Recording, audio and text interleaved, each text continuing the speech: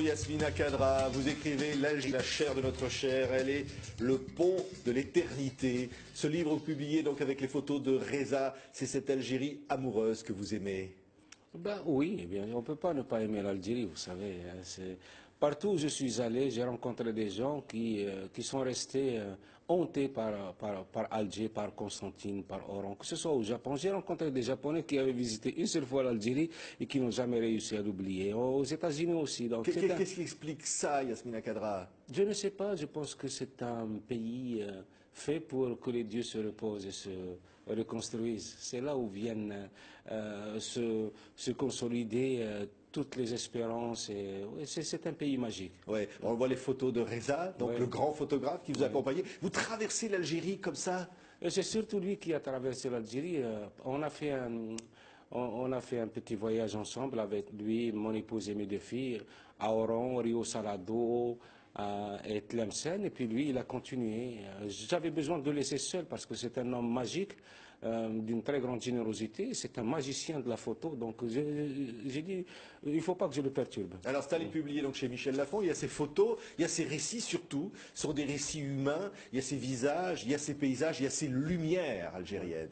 Oui, il y a beaucoup de lumière en Algérie, vous savez. Même quand la grisaille est là, dans le ciel, il y a toujours quelques brèches qui laissent passer les rayons du soleil. C'est un pays qui ne veut pas céder à l'amertume ou à la mélancolie. Il se fait violence constamment pour se tenir éveillé. Oui, c'est un pays qui tient sur les pierres, sur les lumières, mais aussi sur les gens, sur ces Ben, hommes c'est et ce que ces j'ai femmes écrit. algériennes. C'est ce que j'ai écrit dans ce texte. En Algérie, ce ne sont pas les sites qui fascinent ou qui importent, ce sont les gens qui gravitent autour. Voilà, c'est un peuple magnifique. Moi, j'ai beaucoup de respect pour ce peuple. Je l'ai vu traîner dans la boue, dévitalisé, condamné à disparaître, et pourtant il est toujours là, vaillant, merveilleux, et il n'a jamais cessé de rêver. Voilà, c'est extraordinaire, mais ce peuple ne se sera jamais de rêver. Ouais. C'est des souvenirs d'enfance qui vous reviennent, Yasmina Khadra? Beaucoup, parce que c'est un texte ce sont mes impressions, ce qu'est l'Algérie pour moi. Depuis que j'étais petit, Algérie est devenue quelque part mon ombre. Elle m'a suivi partout. Mon père qui était officier de l'ALN, qui avait rejoint l'ALN en 1956. Ma mère qui était militante aussi, qui a été torturée. D'ailleurs, elle a eu un sang qui est mort à cause de la gégène. Et puis, avec l'école des cadets, enfant, j'étais déjà dans l'armée. Ça m'a toujours suivi, jusque maintenant. Oui. Il y a une violence dans l'histoire algérienne, et il y a aussi une infinie douceur. Il y a une violence, elle est particulière parce qu'elle est incompatible avec la mentalité des Algériens. Les Algériens, ils sont impulsifs parce qu'ils n'aiment pas la violence. Et quand elle est là, ils la rejettent, ils la conjurent avec une extrême hargne. Donc ce sont des gens qui sont des bonheurs, qui sont très attachants. Au bout de 3-4 minutes avec un Algérien, vous êtes déjà un ami. Il vous dira tout, il vous invitera partout. À une époque, dans les années 70, 80 par exemple, un touriste, quand il demandait son chemin pour un hôtel ou quelque chose comme ça, il était tout de suite orienté sur la maison de la première personne qui croise sur son chemin. Donc voilà, c'est ça l'Algérie. C'est une Algérie éternelle. On voit dans ces paysages, dans ces images, l'impression que l'Algérie est figée dans le temps. Où est-ce qu'elle vit, elle se développe, elle se transforme en permanence? C'est-à-dire l'Algérie, c'est un pays qui ne calcule pas le temps. C'est-à-dire, c'est un pays qui vit pour lui-même. La preuve, regardez nos artistes.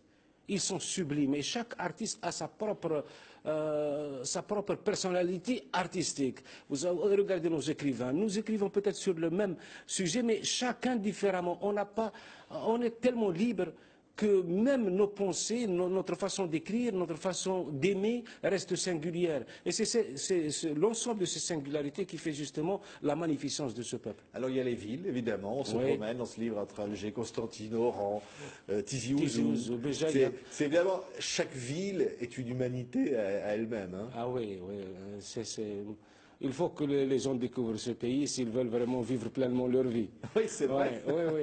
Et puis, j'ai laissé aussi par endroits mes personnages comme le commissaire Lob qui raconte Béjaïa, parce qu'il est de Béjaïa. Donc, Oui. je l'ai écouté. C'est ça, c'est des rencontres aussi. Hein. Oui, ce sont de belles rencontres, ce sont des rencontres inoubliables. Vous savez, j'étais à Tokyo l'alliance franco-japonaise. Il y avait quelqu'un dans la salle qui s'était levé, un japonais, il tremblait, était vraiment fébrile et tout. Pourquoi? Parce qu'il allait annoncer aux gens qui étaient dans la salle que dans 3 jours, il se rendait pour la première fois en Algérie. Donc il n'avait même pas vu ce pays, mais le fait même de se voir aller vers cette contrée magique, mythique, pour lui c'était déjà l'euphorie. Oui. Alors vous, évidemment, Yasmina Khadra, c'est le succès international traduit dans 30 langues, des romans adaptés au cinéma. Évidemment, quand vous avez quitté cette Algérie à un moment donné, et quand vous revenez en Algérie, qu'est-ce que vous ressentez maintenant que vous êtes Yasmina Khadra? Oh, d'abord, dès l'aéroport, je raccroche tous mes trophées, et j'ai hâte de retrouver mes amis d'enfance. J'ai les mêmes amis depuis 40 ans, 45 ans, 50 ans. Et là, je redeviens vraiment un ancien cadet. Je suis dans la grivoiserie, dans l'obscénité. On n'arrête pas. Oui, oui, on se raconte des histoires les plus sales et les dernières.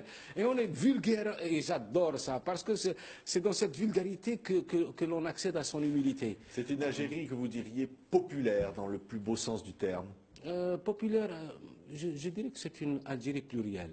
Parce que vous allez par exemple en Kabylie, il y a une sagesse qui est ambiante, vous la sentez, vous avez le sentiment de la toucher du bout des doigts. Vous allez à Constantine, il y a beaucoup de charisme, ne serait-ce que dans le regard des femmes, dans les yeux des enfants. Vous allez à Oran, c'est vraiment la quiétude, comment on appelle ça, ce n'est pas le farnote, mais on n'est pas loin. C'est un petit peu la magie ou le culte de la paresse, mais un culte savant, jouissif. Voilà, il faut vraiment redécouvrir ce pays qui a été défiguré par la dessinée noire, par toutes les tragédies. Parce que si vous aviez envie de dire quand même l'image parfois de l'Algérie, les Algériens en souffrent, cette image qui n'est pas la vraie Algérie, qui est une image diffusée dans le monde, vous auriez envie de dire quoi, Yasmina Khadra, au monde, à tous ceux qui nous écoutent, de ce qu'est votre Algérie à vous? La vraie Algérie. Je leur dirais ceci, c'est-à-dire, c'est bien d'aller voir les pyramides, mais c'est mieux d'aller voir le territoire des dieux. Et l'Algérie, c'est le territoire des dieux. Merci Yasmina Khadra. On salue tous ceux qui nous écoutent, bien sûr, nos amis en Algérie, où on est toujours ravis d'aller avec TV5 Monde. Merci. Et ce livre est publié chez Michel Lafon. Voilà, donc cette Algérie avec Reza, le grand photographe. Merci Yasmina Khadra. À bientôt. À bientôt. Merci.